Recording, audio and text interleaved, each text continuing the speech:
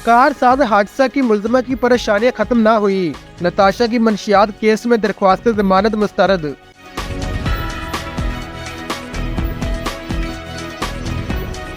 कराची की additional district and session अदालत ने कार साथ हादसे की मुलजमा नताशा दानिश की मंशियात केस में दरख्वास्त जमानत मुस्तरद कर दी।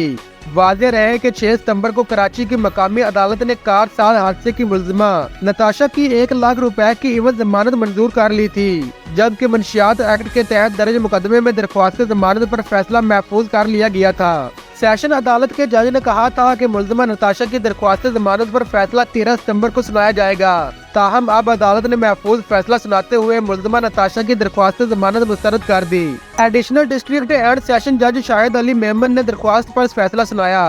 पुलिस के मुताबिक मुलजमा पर आइस के इस्तेमाल के इल्जाम के पेश नजर सरकार की मुद्दत में मुकदमा दर्ज है। पुलिस की जानिब से मुलजमा के खिलाफ 2 मुकदमा दर्ज किए गए थे।